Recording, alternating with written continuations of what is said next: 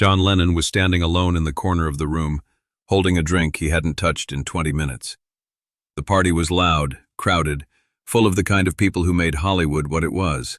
Producers, directors, actors, musicians, all of them talking too fast, laughing too hard, trying to impress each other. But John Lennon wasn't trying to impress anyone. He was trying to disappear. He had gotten good at that lately. Standing in crowded rooms, being invisible, watching the world spin around him while he stayed perfectly still. It was 1974, and John Lennon was in the middle of the darkest period of his life. He was separated from Yoko. He was drinking too much. He was lost in a city that didn't feel like home, surrounded by people who wanted something from him but never asked what he needed. And then he saw Dean Martin walk into the room, and something shifted inside him. Something he couldn't explain. To understand what happened that night, you need to understand where John Lennon was in 1974. The world knew him as a Beatle, a genius, a revolutionary who had changed music forever. But the man standing in that corner wasn't any of those things. He was a 34-year-old Englishman who had lost his way. The Beatles had broken up 4 years earlier, and John was still carrying the weight of that collapse. The lawsuits, the accusations, the blame. Paul was thriving with Wings. George had found peace in spirituality. Ringo was making movies and having fun. But John was drowning. His marriage to Yoko had hit a wall. They had separated, and Yoko had essentially handed him to her assistant May Pang, saying, "Take care of him." So John had moved to Los Angeles with May, embarking on what would later be called his lost weekend, an 18-month bender of alcohol and desperate attempts to feel something other than empty. He got into fights. He got thrown out of clubs. He made headlines for all the wrong reasons. The man who had written Imagine was now being photographed stumbling out of bars at 3 in the morning, looking like a shadow of himself. The party that night was at a mansion in Beverly Hills. Some record executive's birthday, or maybe an album release. John couldn't remember anymore. All the parties blurred together. He had come because May thought it would be good for him to get out, to socialize, to remember that he was still John Lennon. But being John Lennon was exactly the problem. Everywhere he went, people wanted something. They wanted to tell him how much the Beatles meant to them. They wanted to pitch him ideas, ask for favors, take photographs. They wanted pieces of him, small and large. And John had been giving pieces away for so long that he wasn't sure there was anything left. He was thinking about leaving, about slipping out the back door and finding a quiet bar somewhere, when Dean Martin walked in. The room shifted. It actually, physically shifted, like a boat adjusting to a new weight. People turned. Conversations paused. Even in a room full of celebrities, Dean Martin was different. He moved through the crowd with an ease that seemed almost supernatural. He smiled. He shook hands. He made small talk. But there was something behind his eyes that suggested he wasn't really there. Like he was performing a role he had played so many times it had become automatic. John watched him. He had always been fascinated by Dean Martin, though he had never met him. The Rat Pack era had overlapped with the Beatles' rise, and there had been a kind of cultural rivalry between the old guard and the new. Frank Sinatra had famously dismissed the Beatles as unfit to shine Dean Martin's shoes, but John had never felt rivalry toward Dean. He felt something closer to curiosity. How did a man stay that cool for that long? How did he make it look so easy? How did he survive decades in an industry that chewed people up and spit them out, and still walk into a room like he owned it? John finished his drink and got another one. He told himself he wasn't going to approach Dean Martin. He told himself it would be pathetic, a former Beatle seeking wisdom from a crooner. But the alcohol was making him brave, or maybe just reckless, and before he knew what he was doing, he was walking across the room. Dean was talking to a producer about golf when he noticed the thin, bespectacled Englishman approaching. He recognized John Lennon immediately. Who wouldn't? But Dean didn't react the way most people did. He didn't get excited, didn't start gushing about yesterday or asking about the breakup. He just nodded slightly, acknowledging John's presence without making a big deal of it. "Mr. Martin," John said. His voice was quieter than he intended. "I'm sorry to interrupt, I know who you are," Dean said. His voice was warm but measured. You're the guy who told everyone the Beatles were bigger than Jesus. Caused quite a stir, as I recall. John winced. Not my finest moment. I don't know about that. Takes guts to say what you think, even when you know people won't like it. Dean took a sip of his drink.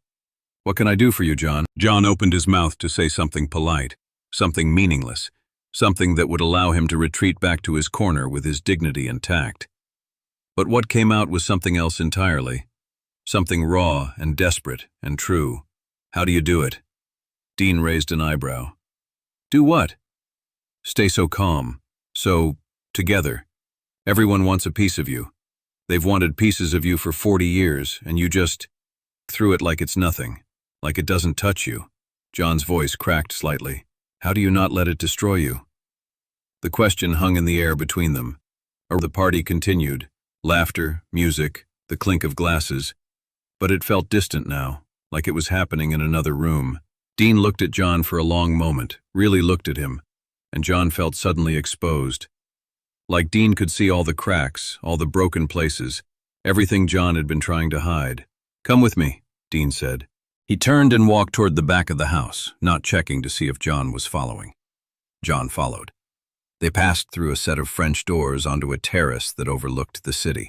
Los Angeles spread out below them, a million lights twinkling like earthbound stars. The noise of the party faded to a murmur. Out here it was quiet. Out here, they could talk. Dean leaned against the railing and lit a cigarette. He offered one to John, who took it with trembling fingers. You want to know how I stay calm? Dean said. It wasn't a question. Yes. You're not going to like the answer. I don't care. I just need to know. I feel like I'm losing my mind. Like there's this machine that's been running on me for 15 years and I can't turn it off. Everyone wants John Lennon.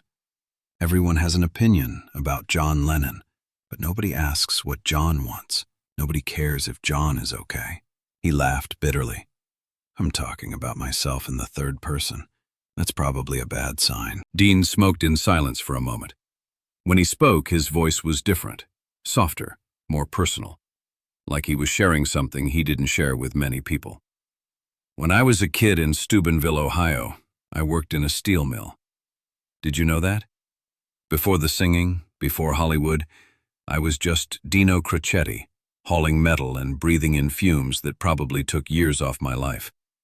I was nobody. Less than nobody. Just another Italian kid in a town that didn't give a damn about Italian kids. John listened without interrupting. Then I got lucky. I could sing. I could make people laugh. I got out. I came to Hollywood and became Dean Martin. And for a while it was everything I dreamed of.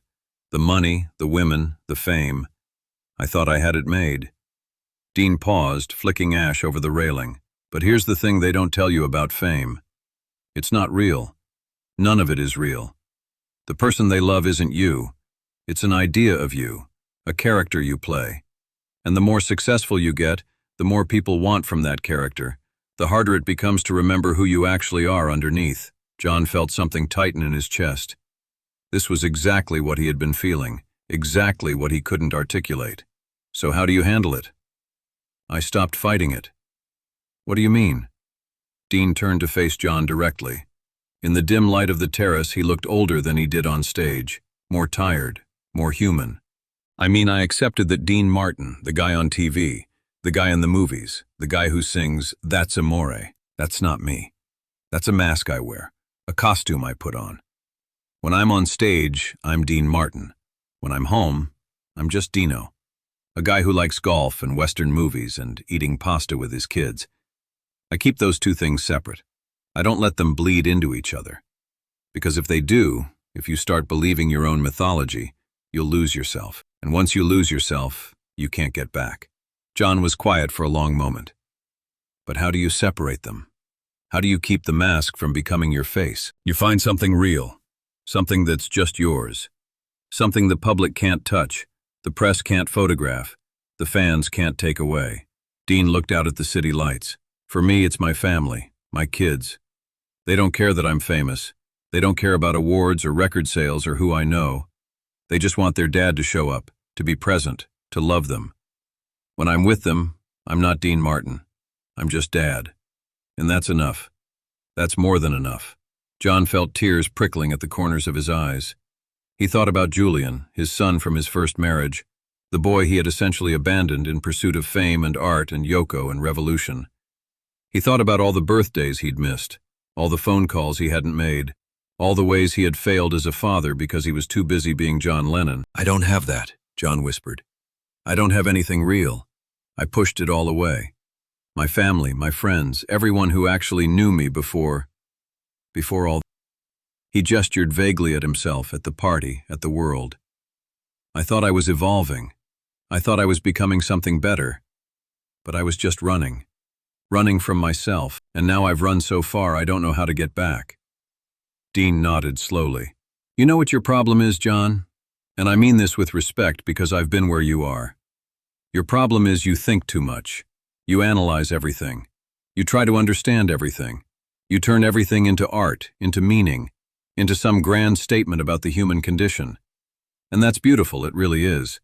The songs you've written, the things you've said, they've meant something to people. But meaning isn't the same as living. And you've spent so much time creating meaning that you've forgotten how to just be.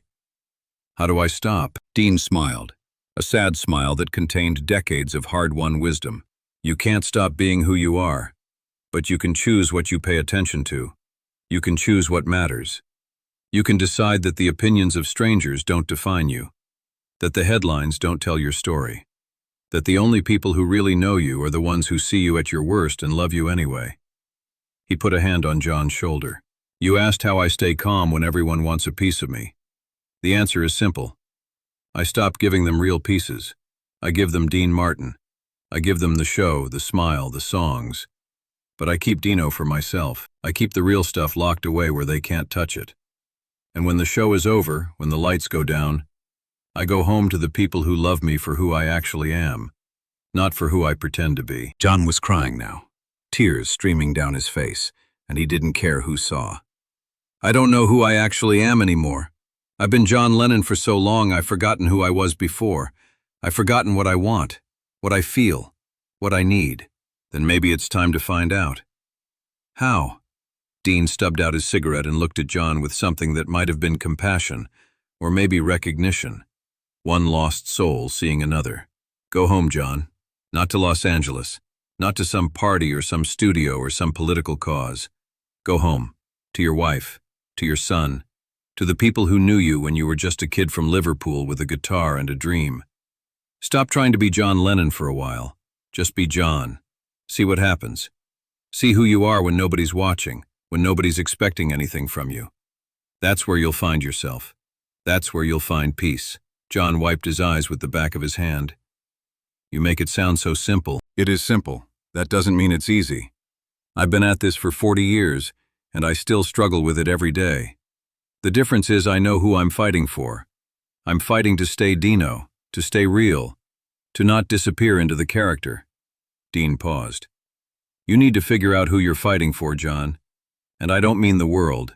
I don't mean the fans. I mean you. Just you. Because at the end of the day, when the applause stops and the lights go out, you're the one who has to live with yourself. Nobody else can do that for you." They stood in silence for a while. Two men from different generations, different worlds, connected by the strange brotherhood of fame. The city sparkled below them. The party continued behind them. And something passed between them, something wordless and profound. A transfer of wisdom from one weary traveler to another. Finally, John spoke. "Thank you, Dean. I don't know if you understand what this means to me, but thank you." Dean shrugged, that famous casual shrug that made everything look effortless. "Don't mention it. And John?" "Yes?" "Go call your son, tonight. Don't wait. Don't think about it. Just call him and tell him you love him. That's more important than any song you'll ever write." John left the party shortly after. He didn't say goodbye to anyone. He just walked out the front door, got in his car, and drove back to the house he was renting in Santa Monica. When he got there, he sat in the driveway for a long time, thinking about what Dean had said. Then he went inside, picked up the phone, and called Julian in London. It was early morning there. Julian answered groggily, confused about who would be calling at such an hour. When he heard his father's voice, there was a pause, a long pause. "Dad?" "Hi, Julian. I know it's early. I know I haven't called in. I know I've been a terrible father, but I needed to tell you something. I needed to tell you that I love you, and I'm sorry, for everything." The conversation lasted 2 hours. They talked about things they had never talked about. Julian's childhood, John's absence, the hurt, the anger, the confusion. It wasn't a magical reconciliation. It didn't fix everything. But it was a start, a real start. The first honest conversation they had ever had. When John hung up the phone, the sun was coming up over the Pacific. He sat on his porch watching the light spread across the water, and for the first time in months, maybe years, he felt something other than empty. He felt a tiny spark of hope, a tiny flame that he could nurture and protect and maybe, if he was careful, let grow into something bigger. John returned to New York a few months later. He reunited with Yoko. He took a 5-year break from music to raise his new son, Sean. He became the father he had never been to Julian. He stepped away from the spotlight, stopped giving interviews, stopped trying to be John Lennon all the time. He just lived. He baked bread. He changed diapers. He watched the ships pass by on the East River and felt, for the first time in his adult life, something like peace. When he finally returned to music in 1980 with Double Fantasy, he was a different person. The songs were gentler, more personal, less concerned with changing the world and more focused on celebrating the small joys of ordinary life. In interviews, he talked about domesticity, about fatherhood, about finding happiness in simplicity. He sounded like a man who had made peace with himself. Yoko Ono, in a 1998 interview, was asked about the change in John during those final years. What had happened to transform him from the tortured artist of the early 70s to the contented family man of the late 70s? She mentioned therapy. She mentioned meditation. She mentioned the birth of Sean. But then she said something unexpected. There was a conversation John had at a party in Los Angeles in 1974. He never told me exactly what was said, but he came home different, softer, more open. He said he had talked to Dean Martin, of all people. He said Dean had told him something that changed how he saw everything. I asked him what it was, but he would never say. He would just smile and say, "He told me to stop being John Lennon and start being John." Whatever that meant, it worked. That conversation was the beginning of John coming back to himself. Dean Martin never spoke publicly about his conversation with John Lennon. He wasn't the type to seek credit or tell stories about his encounters with other celebrities. When asked about Lennon in later interviews, Dean would simply say, "Nice kid, smart. Too smart for his own good, maybe.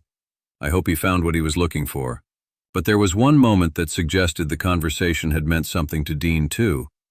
In December 1980, when John Lennon was shot and killed outside his apartment building in New York, Dean Martin was performing at a casino in Lake Tahoe. He learned about the shooting backstage, just minutes before he was supposed to go on. His assistant offered to cancel the show. Dean refused. "The show goes on," Dean said. "That's what we do. That's what John would understand." He walked on stage that night and performed his usual set, the songs, the jokes, the effortless charm. But at the end of the show, he did something he had never done before. He asked the band to play something different, something that wasn't on the set list. "This is for a friend," Dean said into the microphone. "A guy I met once at a party. He asked me how to stay sane in a crazy world. I don't know if I gave him the right answer, but I know he figured it out eventually. He found his peace, and now he's gone." Dean Martin, the king of cool, the man who never showed emotion on stage, sang Imagine. His voice wasn't perfect for the song. It was written for John's reedy tenor, not Dean's warm baritone. But he sang it anyway, all the way through. And when he finished, there were tears on his cheeks. The audience sat in stunned silence. They had never seen Dean Martin cry. They didn't know how to react, but then, slowly, someone started clapping. Then another person. Then another, until the whole room was on its feet, applauding not just the performance, but the humanity behind it. The real person behind the mask. Dean wiped his eyes, smiled that famous smile, and said, "Okay, that's enough of that. Let's get back to the jokes. What do you call a guy who—" And just like that, Dean Martin was back. The mask was on again. The show continued. But for one moment, one brief moment, the audience had seen Dino, the real man behind the legend.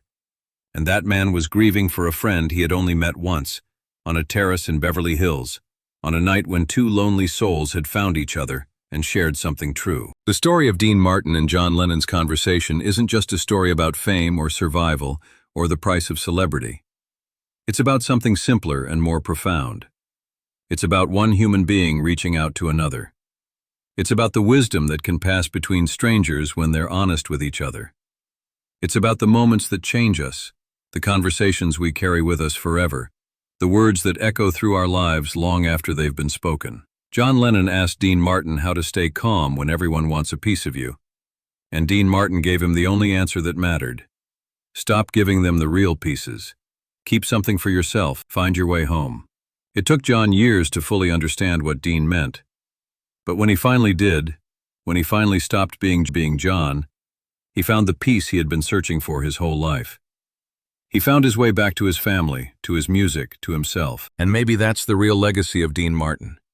Not the songs, not the movies, not the Rat Pack mystique, but the quiet wisdom he shared with a lost young man on a terrace in Beverly Hills. The words that helped John Lennon find his way home. The reminder that fame is just a mask, and the real person underneath is the only one worth saving.